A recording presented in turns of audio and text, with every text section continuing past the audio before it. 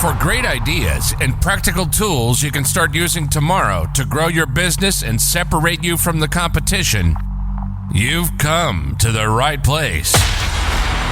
If you're into B2B marketing and sales, then welcome to the one and only B2B Marketing and Sales Podcast. With over 60 and counting total years in the trenches of businesses small and large, they have a plethora of knowledge and experience that generate you more leads, capture more clients, ring up more sales.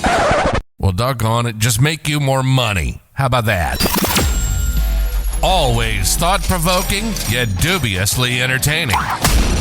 Please welcome to their respective microphones across 3 time zones, your co-ringmasters, the Dave Loomis, and not the rock star, Steve Miller. Hey everybody, this is Steve Miller, better known as Kelly's Dad's Marketing Gunslinger, back again with my cohort in crime, Mr. Voice, David Mayo Loomis. Sounds like also known as the Dave Loomis, and Mr. Voice to you, me too. Mm-hmm. Yep, Mr. Voice. I just love to hear that voice. Yep. And happy to be here. And we are here for another episode of the B2B Marketing and Sales Podcast. I have that written on a great big sheet up here. Second time he's gotten it right, which is fantastic. Yeah, we're marketers, so we came up with a very memorable name that we can never remember. Difficult to remember name for me. Oh yeah, right. And as you know, we've been having some really interesting conversations. And by the way, one of our clients made a comment. It's been a couple of weeks since it's just been you and me on, because we have introduced. In the past we've had my smoking hot wife Kay, because she specializes in sales. So when we want to talk about sales, we typically bring her on. But we've also we've had a new player, show up at the game, and by the name of Michelle Jones, who has a company called Creative 8.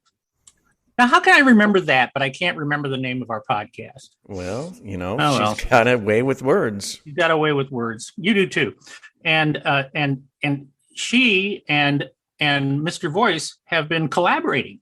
That is true. Together, and they have created kind of an entity known as Rev B2B.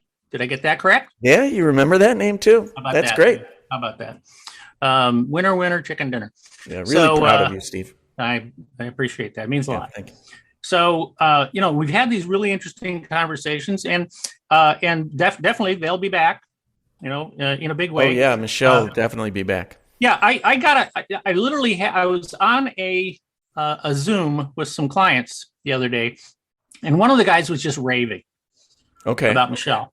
Really? What did he say? Oh, he said, man, he said she is so smart, and he said she talked about some things regarding what businesses are doing and how businesses do things badly. And he had actually just left his job about, I'm going to say maybe about 4 months ago or something like that. And went off into a different direction. But he said, and what she said was exactly the reason why I left my job, and he said, I was just never really able to articulate it as well as she did. And he said, I just think that's so awesome, that you've got her coming on. So yes, of course, she's not here today. So sorry. Yeah, there's a blank. Sorry. Sorry.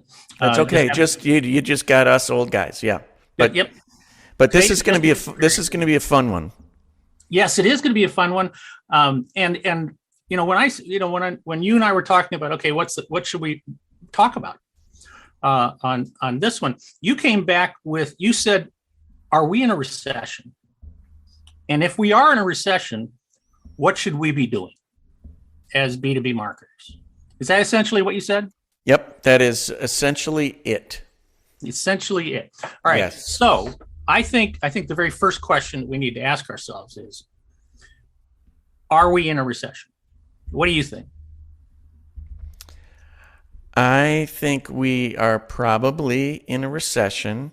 A lot of times the folks the powers that be that have to say officially we're in a recession, that there's lagging indicators. So I think they don't know until it's sort of too late type thing, and then they say, "Oh yeah," and it started way back when.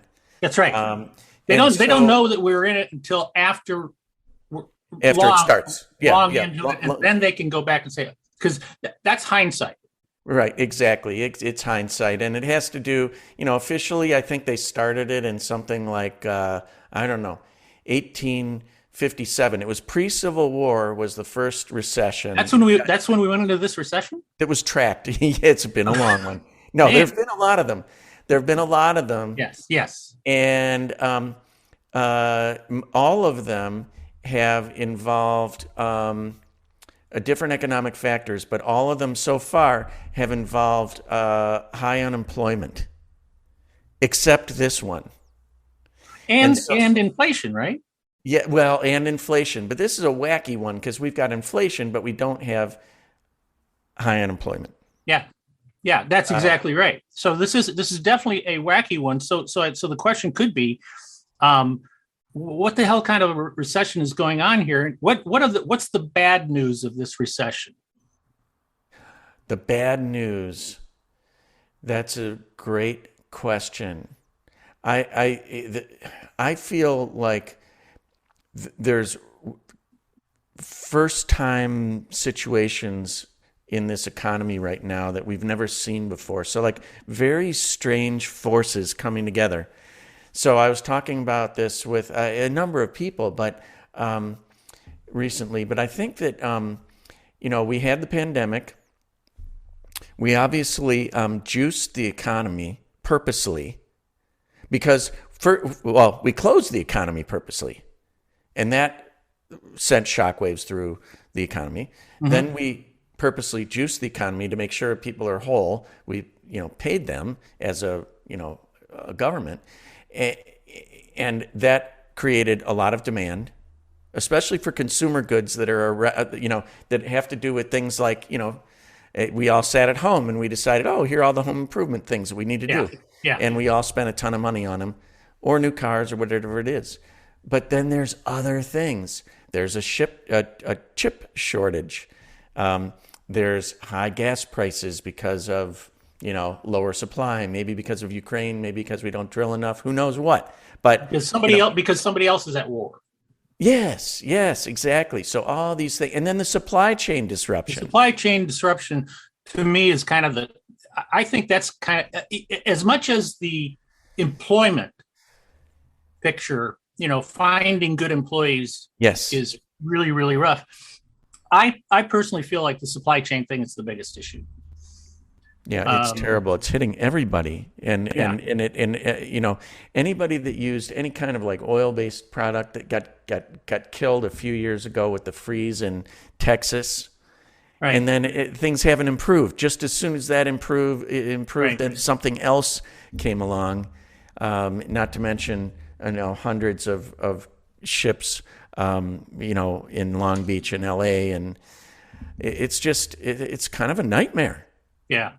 So now, because I want to get to the question of, okay, so from a business person's perspective, should they be doing something differently now in this situation than they have been, say, over the last couple of years? And maybe the in-between question is, what's different about this situation right now versus the COVID situation? Well, for all intents and purposes, the economy should be strong. Like on paper, it should be strong, and inflation should go down, and so forth. Interest rates going up, etc. So, I mean, they're trying, but I think it's probably too little, too late. So, what's different about? I am always a fan of doing more in a recession than less. Mm-hmm. Because I have worked at companies where they say, well, we got to keep our powder dry. I mean, we should cut marketing. We should do, we got to cut expenses in marketing. I don't see where that leads, so let's cut that. And, I say just the opposite. I mean, it's just like, don't just cut it. put your foot on the accelerator Right. for marketing, so you can come out and you can you can gain some share during recessions, because some of your competition might be down or in worse shape than you are, and they might be taking their foot off the accelerator. And while they do that, you put it on, and you come out of that recession. And so there's some industries where people bat around market share. 2, 3, 4 points is a huge swing. Yeah. And it takes years to do that. You can actually get those fast. Mm-hmm.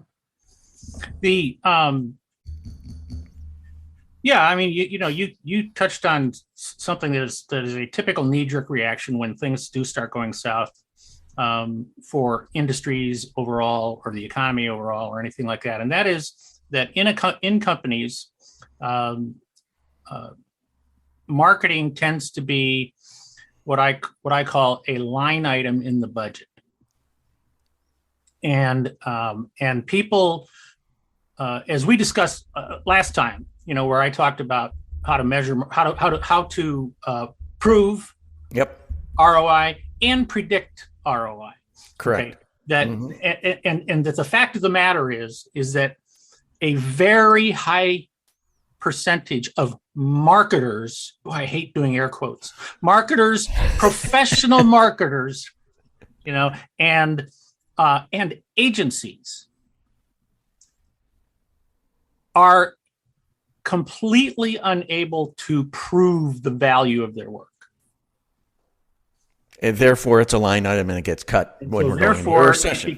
It becomes what is known as an expense. So this ties into last week's, because if you can prove that ROI and even predict future ROI, then that's a really good reason to do what I said, which is, don't cut it. Actually increase it. Put on the pedal. Because if you're able to prove an ROI, that for every dollar that you spend in marketing, you get back, one X, right? Whatever it is, that, X times, you might say, all right, so for every $1,000 I put into marketing, I'm going to get back $3,000. All right. So this goes back to a very simple thing I used to say to clients. I used to say to my audiences all the time. I would say to people, if I guaranteed you, and see if you give me the right answer. Okay. Okay. This is not rehearsed. This is not rehearsed. If I guaranteed you 20% return on your money, how much money would you give me? What time frame is that 20%? Oh, I don't know, for the next year. If I guaranteed you 20% return on money you give to me, how much money would you give me? I'd give you all the money that I have, other than what I normally spend, that I have to give to other people. Yeah, the fact is, and that's the exact right answer. You would give me all the money. In fact, I will take it a step further. I'd get a loan. You would go out and you would borrow money for less at 9%. Yeah, right. And and still make a crap load of money. Okay, so I keep telling people, when it comes to marketing, you have to learn how to measure marketing, because when you can find out how to develop a marketing strategy, how to develop a marketing campaign, how to use the right tools, how to reach the right moose, how to send the right messages, and then you are able to develop a reliable method, a reliable system, where when you kick off that first step in that system, that at the end of the system, more money is going to come back to you. So yeah.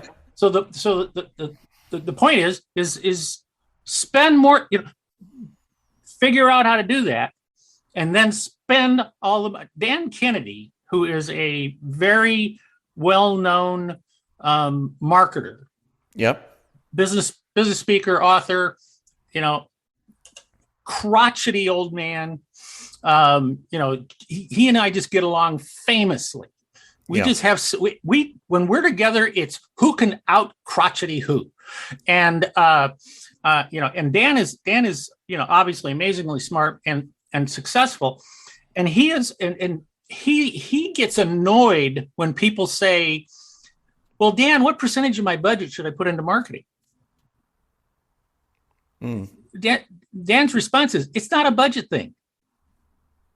It's not a budget. It's not an expense. You just go out and you just shovel money into this proven, reliable method, and more money comes back to you, which, guess what that does? It helps to give you more money for the next time you put money back in. Exactly. And he says it just keeps going and keeps going. Yes. So the concept of cutting back on marketing, and it's so common. And if the people who are listening to this, or watching this, if you have not learned how to do that yet, you got to learn how to do that. Yeah. You got to learn how to do that. And if your agency can't show you how, fire them. I also think that there's a little bit of a thinking ahead and a preparation kind of mindset that we can all have when we are going into something like a recession. So, it goes like, how are you going to use your time, right? And maybe you're not going to have as much time spent doing operations in a company or logistics or other things because certain things slow down. And how can you use that time wisely? Like in the summer, our pioneers would, they'd cut a lot of wood. Why? Because they know they're going to need that wood in the winter. Yep. So they use their time wisely. You have to plant seeds to sow seeds, all that kind of stuff. Sharpen the axe. Yeah, exactly. And so what can we do as marketers during this, almost downtime, if it turns out to be like that? Instead of firing everybody on your staff and saying, we're not going to do this anymore, have them go do a bunch of voice of customer interviews that you've been putting off, that were on the back burner forever. Right. And, I love voice of customer. I never met a VOC I didn't like. But I it's like, hey, is your, I know brand is kind of an elusive, sort of term, or your value. I've never cashed a check on awareness. No, yeah, I know you haven't. But your value proposition, maybe you go to your website right now and it says tomorrow's solutions today. Yes. Brought to you by Industrial Company XYZ. Right. That's great. Yeah. What do your customers think of that? What do they say why they purchased you and are loyal to you? And I guarantee it's not that cliche tagline. It's something real. I'm glad you pirouetted us into that part of the conversation because step one is to understand there is a way to measure marketing. Okay, and if you are able to develop this method that helps to bring that back, then what you want to do is you want to go out and it starts with your moose. We know your target market starts with your target market. You need to go out and identify the target market. Now, if you want to talk about market share, well, then fine. Okay, we'll talk market share. We'll talk in simple language right now. All right, market share means you let's say you have 25% of the market. Okay, in your industry, well, if you want to grow, well, then ostensibly you're basically saying, well, what we have to do is we have to go steal market share from somebody else. So we can change it from 25% to 30%. Right, or grow the size of the pie, grow the size of your market in general. Right, in general, but the most basic way of looking at it is if in a static market size. Yeah, in a static market you gain share. There are winners and there are losers. Yep. Okay. So and when that happens, when you're in a situation like this and you're able to figure out, okay, I want to go from 25% to 30%. All right. And how do I do that in a recession? What do I need to do? What are some things that I can do differently than I've done before or anybody else has done before to help create the situation where, when people start spending money again, or when we start coming out of this thing, that I get that 30%. They look to me as a new supplier. Okay. Do you have? I've got some thoughts on that. Well, I do too. I mean, I'd love to hear your thoughts. Go ahead. No, you've got some. What's your first reaction is, and see if we can plus each other again. Is foresight. Like, you're not gonna really distinguish yourself if you're just saying the same things that you've already always said, and you're explaining things in the same way, and you sort of like view the industry in the same way. So you have to think about things differently, and you have to think. I mean, I would have a day-long session where you just go off-site if you need to, or whatever, or do something, and you just try and predict the future. Predict the future for your industry and what you're doing a year or 2 or 3 from now, when you come out of that, and just be bold and think about what are the crazy things that could happen, or how could this evolve, and then start writing about those things and position your company as the thought leader in those things. It just gives everybody a little bit of a different mindset, including customers who read this and say, you know what, they aren't the tired old company that I thought. It really is tomorrow's future today. I think that, and I'm going to plus it with one of mine that I have on my list, and that is you kind of hit the nail right on the head. The thought leader, I said, be the recognized SME. On my little thing, which is essentially the same thing. But what you need to do then is subject matter expert. Thank you. Yes, subject matter expert. That you need to reach out to your marketplace, and you need to say to them, we know the future. Yeah. Follow me. Follow us. Right. Follow us. Here is what we, based on our research, based on our going out and talking to people, studying the marketplace, studying behavior, studying history, studying all this sort of stuff. Here is what we are coming up with. Follow us. So because there's a parade out there. All you got to do is get in front of it. Be that company that people look to and say, well, it's the old, hey, when E.F. Hutton talks, people listen. Yes, I would be very curious to what percentage of people listening to this right now have any idea what I'm talking about. E.F. Hutton? Well, it was in the 80s, and it was... there was some good advertising that was going on. They were a massive brokerage company. Didn't Sears own? Yeah, they owned E.F. Hutton at one time. That's right. Sears bought.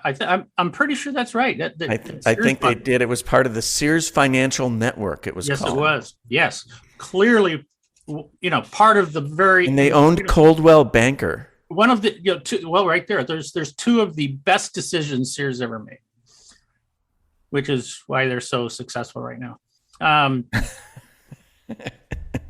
They had a catalog way back when, and that the catalog was brilliant.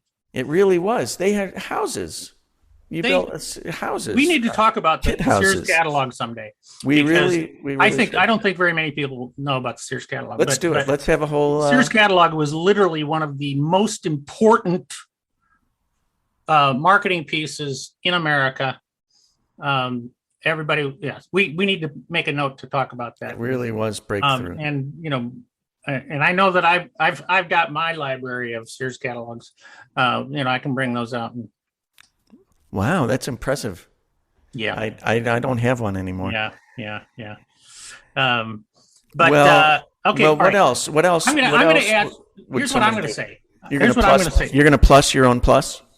No, I'm going to go to a second thought.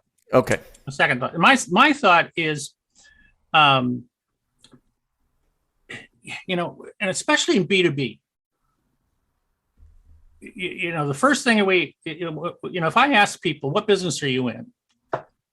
10 times out of 10, they'll say, oh, we make CNC machines. I don't know, something like that, right? Yeah.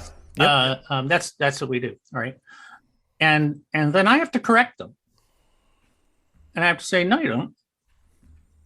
Making them is what you do after you've marketed and sold them.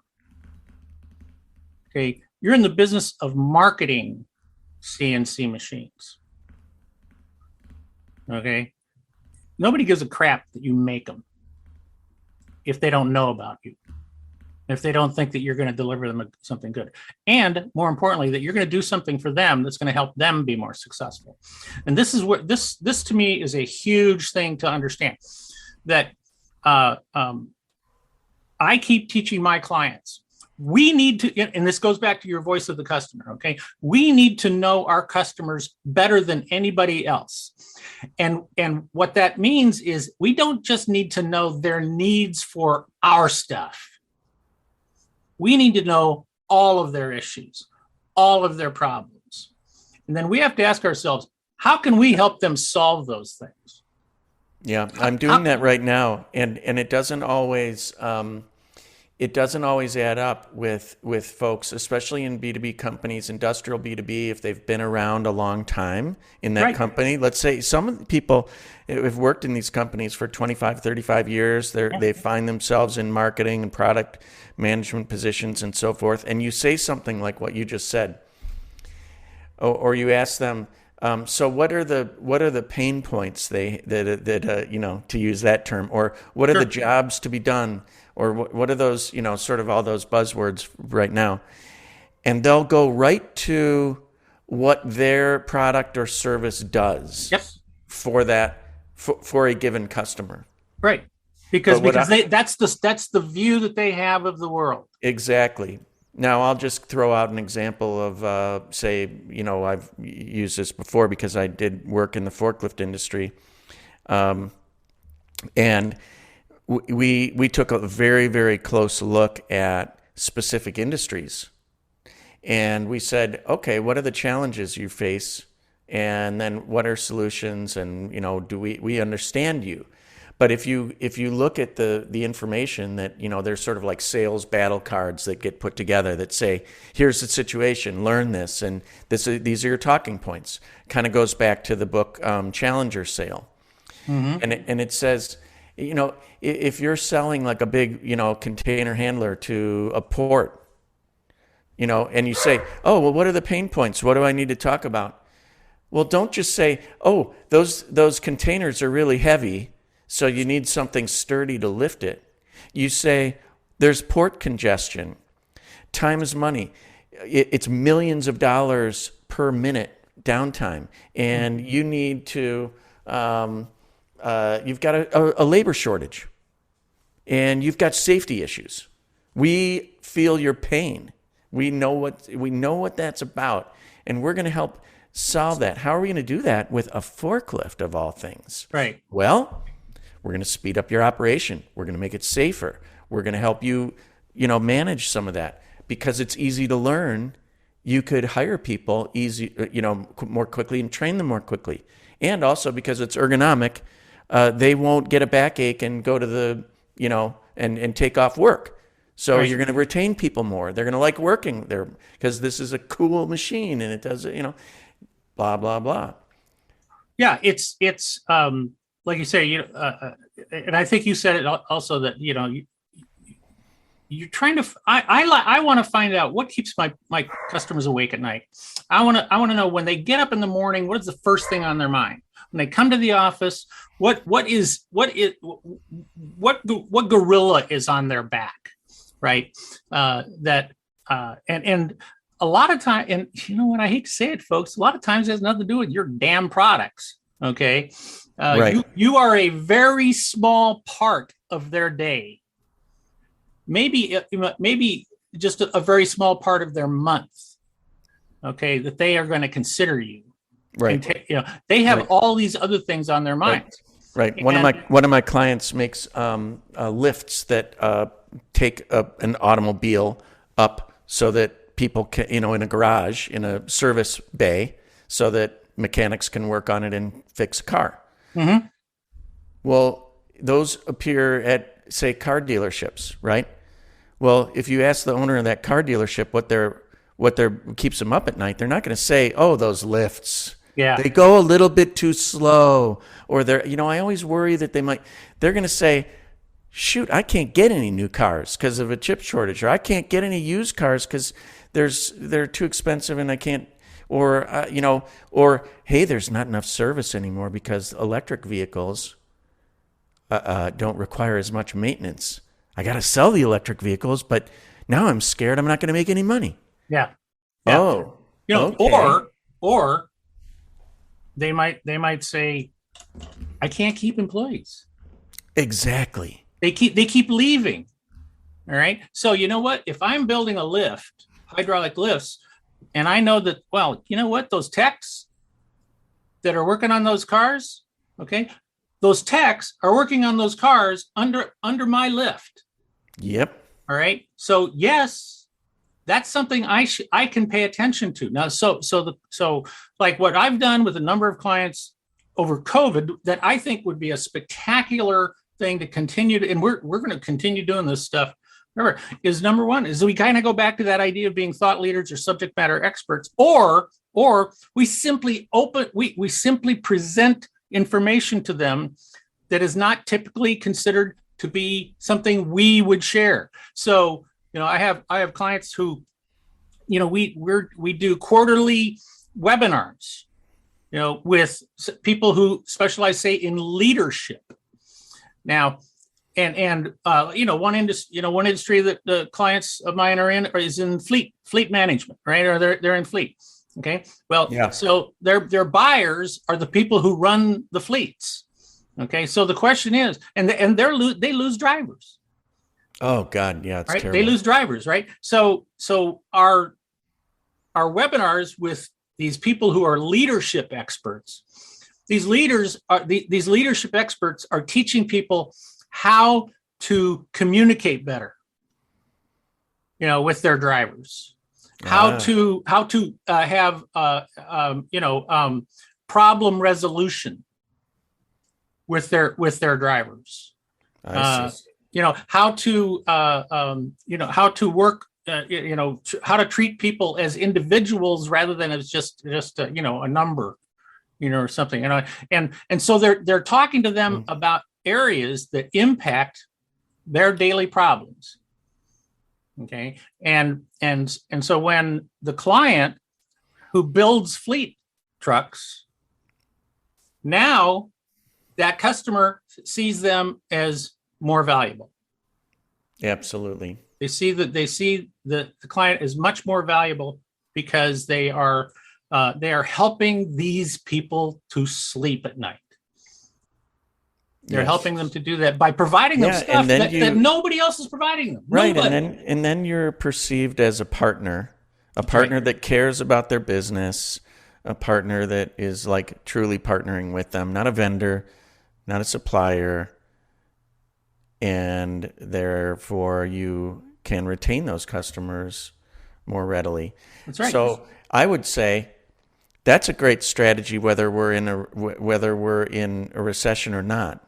It's kind of like, that's right. Well, if we're in a recession, we should definitely put the foot on the accelerator and do it. And guess what? If we're not in a recession, do the same thing. Do it anyway. When I started working, make time. I don't know if you've ever heard this. I think it used to be fairly common knowledge in business, was that Japanese companies would have like a 100-year or 1,000-year business plan, supposedly. Yeah. Right? And of course, I never believed that until I went to work for a Japanese company, and I became I became the highest ranking white guy, in the company. Mm-hmm. And I would go into very high level meetings with them. And I learned early on that our company had a 100-year business plan. Wow. And I was stunned to find that it was true. But I said, I remember I was sitting talking to the president one day, and I said, I don't really get this. How can you possibly have a 100-year business plan and expect that to, work every day? And he said, well, you got to understand. He says, yes, we have a 100-year business plan of where we want to go, and we recognize it's going to be a random uphill walk. Okay, there's going to be peaks, there's going to be valleys, peaks, valleys, peaks, valleys. But 100 years from now, we want to be up here. He said, so we're planning on how to get from here to up there, but we also practice that tomorrow is going to be a recession. It's a good practice. And so as I got into working with them, it became very clear. All right. Yeah. You want to get from here to up to the top of the mountain, right? But understanding that it's not a straight uphill walk. Right. Okay. It's good. There are going to be peaks and valleys, and there's going to be and if you just assume that tomorrow is going to be tough, then you plan for tough. You plan for tough and then find ways to work with that. That's why for so many years, the Japanese never fired anybody. Why? They didn't have to, because they were never fat. Okay. Plan for tough. It wasn't until Japanese companies started getting Americanized. Okay. That they started getting fat. And once they started getting fat, then they had to change. Yeah. Interesting. Yeah. Well, we have really blown through our normal 10-minute boy, it's so fun. Well, we're not in a recession of time here on our. No, we aren't. No, we aren't. But I think that the thing to understand is number one is you got to know what you're doing with marketing. You got to know how to, and it goes back to last week's program. You got to know how to do that. There were a couple of questions that I asked on there, if you remember, buddy. Measure it. That almost nobody knows how to answer.